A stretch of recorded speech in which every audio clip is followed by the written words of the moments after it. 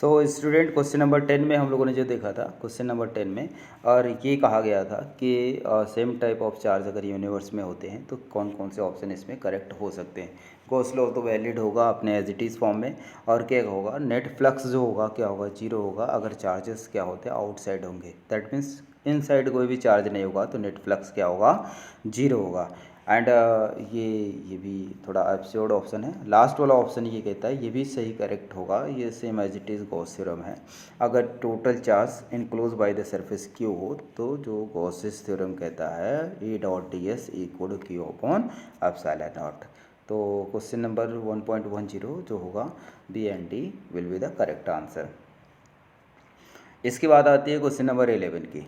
Question number 11 में जो होता है ना, यहाँ पर दिया हुआ है कि जैसे कोई भी रीज़न है, कोई पर्टिकुलर रीज़न गिवन है और वो कह रहा है कि इनसाइड जो है ना सम ऑफ चार्जेस क्या हैं, जीरो हैं। सम ऑफ चार्जेस अगर जीरो हैं तो क्या होगा at outside of the region electric field is necessarily zero. ऐसा तो होगा नहीं, इनसाइड की बात हो रही है तो आउटसाइड वो कह रहा है तो ये भी इससे रिलेटेड नहीं होगा। और यहाँ पर डायपोल की बात तो कही नहीं गई थी तो ये भी ऑप्शन कोई होगा नहीं। क्लियर। अब बात आती है सी ऑप्शन की, तो सी जो होगा ये ऑप्शन आपका करेक्ट होगा। ठीक है ना, आर पर डिपेंड करती है। ओके। अब बात आती है जो लास्ट ऑप्शन है। लास्ट ऑप्शन में कह रहा है work done to move a charge particle along a close path away from the region will be zero. Guys ये आपका एकदम सही आंसर होगा। इसके लिए क्या होगा कि लेट से कि हमारे पास कोई एक क्लोज सरफेस है, क्लोज सरफेस पे नेट चार्ज अगर जीरो होता है, नेट चार्ज अगर जीरो होता है तो इलेक्ट्रिक फील्ड क्या होती है, ज़ीरो होती है। अगर इलेक्ट्रिक फील्ड जीरो होती है तो जानते हो आप क्या पोटेंशियल क्या होता है, कांस्टेंट होता है। नेक्स्ट चैप्टर में हम लोग पढ़ेंगे। पोटेंशियल अगर कांस्टेंट होता है तो पोटेंशियल डिफरेंस क्या होगा, जीरो होगा। अगर पोटेंशियल डिफरेंस जीरो होगा तो कोई भी charge 1 point two another move नहीं करेगा। अगर नहीं करेगा तो वर्क डन नहीं होगा। दैट मीन्स वर्क डन भी क्या होगा, ज़ीरो होगा। क्लियर। अब इसके बाद का जो क्वेश्चन हमारा, इसके बाद वाले क्वेश्चन में दे रखा है कोई गॉसियन सरफेस से ड्रॉ करके दिखाया हुआ है, और इस गॉसियन सरफेस पे देखो सेंटर पर क्यू चार्ज को रखा है, r/2 डिस्टेंस पर -2 क्यू चार्ज को इन्होंने प्लेस किया हुआ है। तो इसमें कुछ ऑप्शन दिया हुआ, फाइंड द करेक्ट ऑप्शन। तो फर्स्ट ऑप्शन में क्या कह रहा है कि flux through the surface of the sphere is -q upon epsilon naught. अब total charge enclose by the surface अगर आप देखें तो इन दोनों को अगर ऐड करते हैं तो कितना आएगा, -q आएगा। क्या आएगा, -q आएगा। अगर -q आएगा तो गॉस यही कहता है -q बाय एप्सिलॉन नॉट होगा। मतलब पहला ऑप्शन क्या होगा आपका 100% करेक्ट होगा। और दूसरे ऑप्शन की बात करते हैं तो जो दूसरा ऑप्शन है आपका, ये दूसरे ऑप्शन में दे रखा है कि field on the surface of the sphere is this one. भाई उसके सरफेस पर कहाँ होगा, चार्जेस कहाँ पर रखे गए हैं, उसके सेंटर पर रखे गए हैं, और सेंटर पर रखे गए हैं और r/2 डिस्टेंस पर रखे गए हैं, तो ये भी ऑप्शन क्या होगा, करेक्ट नहीं होगा। ठीक है ना। अब इसके बाद जो ऑप्शन है ये कह रहा है flux through the surface of the sphere due to 5q charge is zero. मतलब ये बोल रहा है 5q चार्ज से क्या होगा, flux through the surface of the sphere, surface of the sphere ये ज़ीरो होगा क्योंकि वो तो आउटसाइड है। जो +q 5q चार्ज है और कोर्स क्या है, ये आउटसाइड है। ये 5q चार्ज आउटसाइड है तो ये कंट्रीब्यूट नहीं करेगा। ओके। अगर ये कंट्रीब्यूट नहीं करेगा तो ये भी ऑप्शन, लास्ट वाला ऑप्शन भी क्या होगा आपका, करेक्ट होगा। लास्ट वाला जो ऑप्शन है ये भी आपका करेक्ट होगा। वेट, लास्ट वाला ऑप्शन भी क्या होगा, करेक्ट होगा। ठीक है ना। और इसके बाद आपका जो है नेक्स्ट क्वेश्चन आपका आता है कि यहाँ पे डी वाला option, field on the side surface of the sphere due to -2 q is same. तो इसका भी कोई मीनिंग नहीं होता है, तो इसमें क्या होगा, सी भी सही होगा आपका। ठीक है ना। अब आता है क्वेश्चन नंबर 13 की बात आती है। तो 13 में आप देखो 13 जो ये भी लॉजिकल क्वेश्चन है। अब इसको करने के लिए देखो दिया हुआ है कि एक पॉजिटिव चार्ज जो है ना uniformly distributed along a circular ring of radius r। ये सर्कुलर रिंग है और उसका रेडियस r है, इस पर चार्जेस यूनिफॉर्मली क्या है, डिस्ट्रीब्यूटेड है। Okay. Small test charge q placed at the centre of the ring. इस चार्ज को इसके सेंटर पर प्लेस किया हुआ है। तो 4 ऑप्शन दे रखा हुआ है, तो 4 ऑप्शन को ऑब्जर्व करना, आपको बताना कौन सा करेक्ट ऑप्शन होगा। क्लियर। अब देखो ऑप्शन ए जो होगा, if Q is greater then zero, that means Q अगर पॉजिटिव है तो क्या होगा, and is displace away from the centre in the plane of the ring, it will be pushed back towards the centre. ठीक है ना। Q देखो ये पॉजिटिव है और ये क्यू भी अगर पॉजिटिव है तो ऑफकोर्स अगर थोड़ा सा इसको इधर पुश करें तो ये बैक जाएगा। क्यों जाएगा? क्योंकि दोनों पॉजिटिव चार्जेस हैं, एक दूसरे को क्या करेंगे, रिपेल करेंगे। तो ये भी ऑप्शन आपका क्या हो गया, पहला ऑप्शन ही सही लग रहा है। दूसरा ऑप्शन क्या है, दूसरे ऑप्शन में कह रहा है क्यू लेस देन जीरो, मतलब क्यू क्या हो, नेगेटिव हो। अगर ये नेगेटिव चार्ज है तो क्या होगा, अगर इसको अपनी जगह से थोड़ा सा डिस्प्लेस करते हैं तो तब तक मूव करेगा जब तक वो रिंग पर ना पहुंच जाए, मतलब ये अट्रैक्ट होगा तो ऑफकोर्स यहाँ तक पहुंच जाएगा तो वो क्या होगा, स्टॉप हो जाएगा, मतलब न्यूट्रलाइज हो जाएगा उसके बाद। तो दूसरा ऑप्शन भी आपका करेक्ट है, पहला भी करेक्ट है और दूसरा भी करेक्ट है। ठीक है ना। अब थर्ड की बात करते हैं। अब थर्ड में Q less than zero, it will perform simple harmonic motion for small displacement along the axis. Okay. अब क्या होगा कि ये भी ऑप्शन सही है थोड़ा सा, अगर आप सिंपल हार्मोनिक मोशन में देखें तो ये सेंटर सीकिंग फोर्स क्या होगा, डेवलप होगा और ये टू एंड फ्रो मूव करेगा। ये भी ऑप्शन क्या होगा आपका, करेक्ट होगा।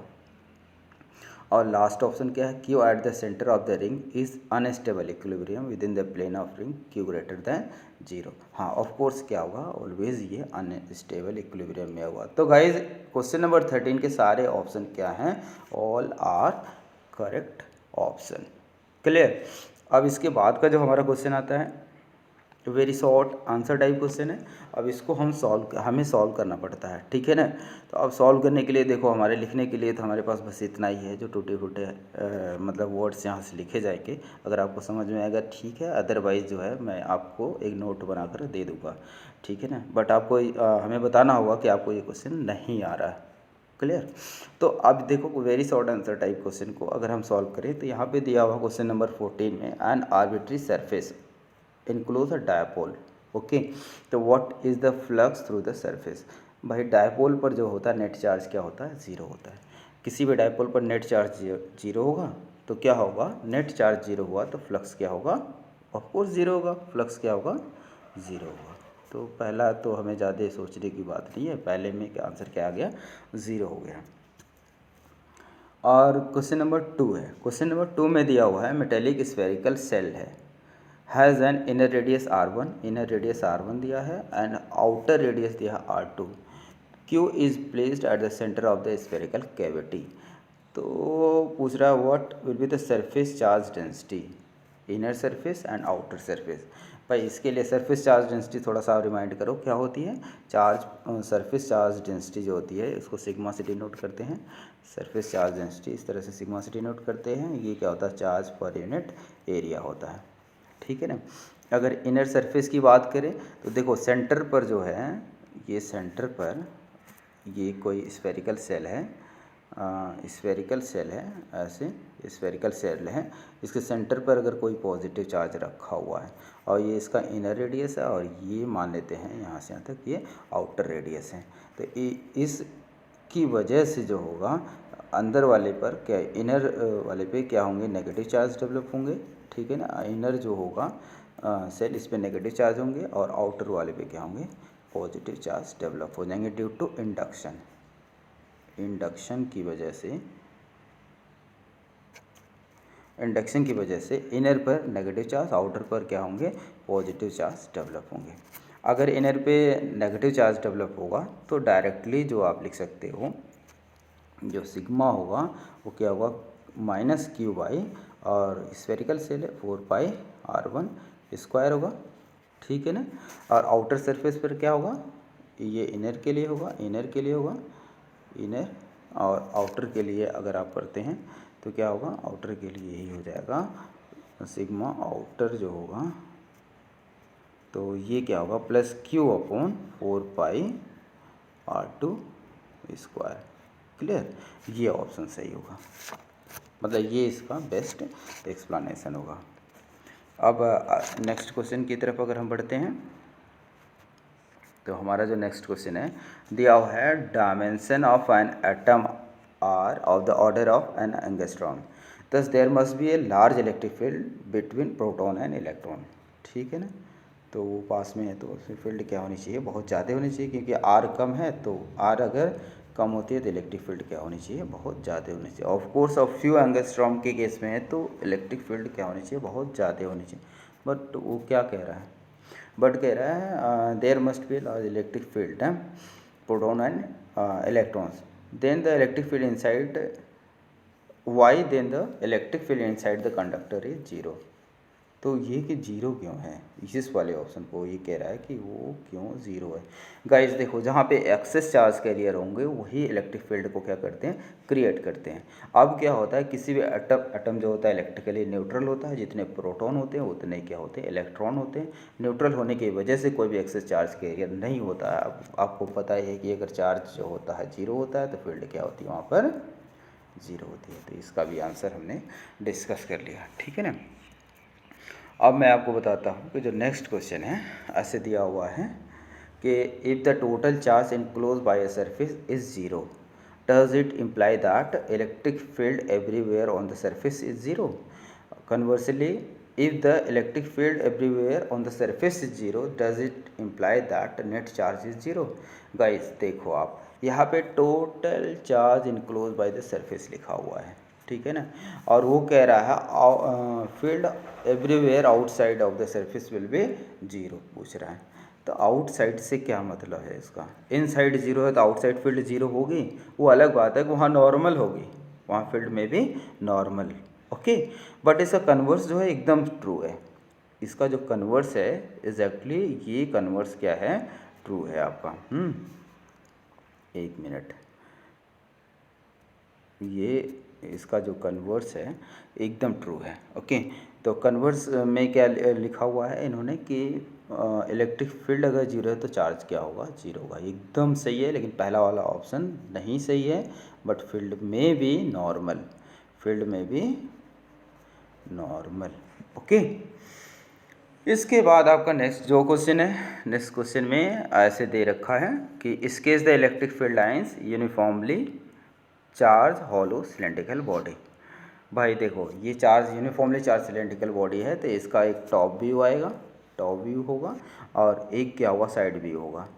तो टॉप व्यू में अगर आप देखते हैं तो इलेक्ट्रिक फील्ड क्या होंगे, सीधे ऐसे आप चारों तरफ इलेक्ट्रिक फील्ड को बना लो, ये टॉप व्यू होगा, ठीक है ना, ये टॉप व्यू होगा,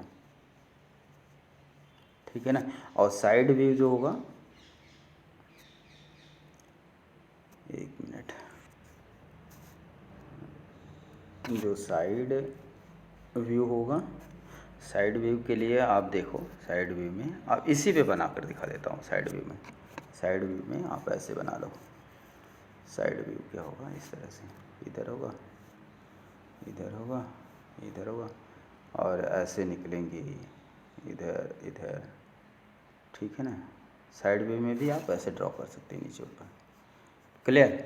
तो ये आप इस तरह इसको ड्रॉ कर सकते हैं। अगला जो क्वेश्चन हमारा है, एक मिनट, तो हमने ये डिस्कस कर लिया। नेक्स्ट क्वेश्चन है, ये तो बहुत ही लॉजिकल क्वेश्चन है, अल्टीमेट क्वेश्चन। गाइस यहाँ पर देखो, ये total flux through the faces of cube length a, और चार्ज को डिफरेंट पोजीशन पे क्या कर रहा है, प्लेस कर रहा है, चार्ज को डिफरेंट पोजीशन पर प्लेस कर रहा है, ओके। तो इसके लिए देखो, मेरे पास कुछ नहीं, मैंने ऐसे एक क्या कहते हैं, मेरे पास एक बॉक्स था और ये क्यूब के फॉर्म में मैंने रखा हुआ है, ठीक है ना। अब इसका यूज़ करके मैं कुछ बताने की कोशिश करूँगा, बहुत इजी है। एक बार अगर आपने समझ लिया तो इससे रिलेटेड अगर क्वेश्चन आता है तो करने में बहुत मज़ा आएगा। अब क्या है कि यहाँ पर देखो आप, अचार्ज, क्या कहते हैं, अचार्ज, एक चार्ज है प्लेस्ड एट, एक चार्ज है placed at a corner of a cube, cube के किसी एक कॉर्नर पर क्या किया जा रहा है, प्लेस किया जाता है। लेट्स से कि ये है, और यहाँ पर क्या कहते हैं कि हमने क्या किया, उस चार्ज को यहाँ पर प्लेस कर दिया, किसी एक कॉर्नर पर प्लेस कर दिया, चार्ज यहाँ पर प्लेस किया हुआ है, ठीक है ना।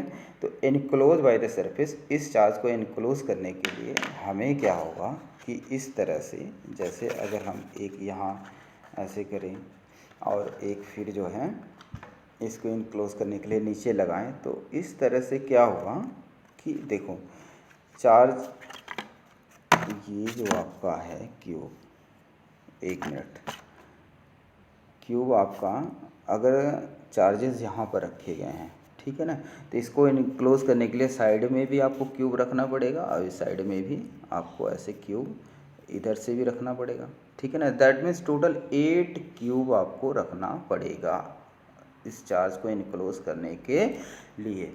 8 क्यूब रखना पड़ेगा। तो क्या होगा कि जो हमारा गॉस थ्योरम कहता है कि जो फाई इक्वल टू होता है, फाई इक्वल टू होता है Q enclose upon epsilon not होता है, ठीक है ना। तो अब ये Q enclose upon epsilon not हो रहा है, तो 8 क्यूब जब रखे गए तो क्यू अपॉन एप्सिलॉन नॉट हुआ, तो 1 क्यूब के केस में क्या होगा, 8 से डिवाइड हो जाएगा, 8 से क्या होगा, डिवाइड होगा। तो जो फर्स्ट का जो आंसर होगा क्या होगा, क्यू बाई 8 एप्सिलॉन नॉट होगा। क्लियर। अब बात करते हैं हम लोग दूसरे की बात करें तो चार्ज कहाँ पे रखा गया है, mid point of an edge of cube. तो ये क्यूब है, ये एज होती है इसके एक मिड पॉइंट पे रखा गया है। दैट मीन्स चार्जेस को ऐसे कहीं पे एक किसी के एक एज के किसी मिड पॉइंट पर चार्ज को प्लेस कर दिया गया। अब इसको ढकने के लिए क्या होगा कि हमें 2 क्यूब की ज़रूरत पड़ेगी, 2 नहीं, इसको हमें 2 नहीं 4 की ज़रूरत पड़ेगी, इधर और उधर, इस एज को ढकने के लिए। इस एज पे रखा गया ऐसे, ठीक है ना। तो दैट मीन्स हमें चार्ज की 4 जो होगा क्यूब की ज़रूरत पड़ेगी, 4 क्यूब की ज़रूरत पड़ेगी। तो गॉस थ्योरम के अकॉर्डिंग क्या होगा कि किसी एक एज के लिए 4 से डिवाइड हो जाएगा। दैट मीन्स यहाँ पर जो होगा क्यू एनक्लोज अपॉन क्या होगा, यहाँ पर जो होगा Q enclose upon 4 epsilon not, ठीक है ना। बाकी अगर वो सेंटर पे रखते हैं, कहीं पे सेंटर पे, 1 मिनट ही मुश्किल होता है थोड़ा सा, एक बार लिख दिया तो हमने इरेज नहीं होता। अगर centre of A face of A cube, face of A cube के किसी एक सेंटर पे रख दिया, यहाँ पर रख दिया face of A cube, sorry वो तो एज है, ठीक है ना। Face of centre of face of मतलब यहाँ पे सी पर रख दिया गया। अगर कोई सी रख दिया गया तो उसके सामने एक और रख दो, मतलब 2 होंगे, 2 क्यूब की ज़रूरत पड़ेगी। तो 2 क्यूब की ज़रूरत होगी तो यहाँ पर जो फ्लक्स होगा 2 से डिवाइड हो जाएगा, ठीक है ना। और अगर सी और बी के बीच में भी रखा जाए तो सेम चीज़, 2 की ही ज़रूरत पड़ेगी, तो यहाँ पर भी 2 से डिवाइड होगा। दैट मीन्स क्या होगा कि देखो जो आंसर आपका होगा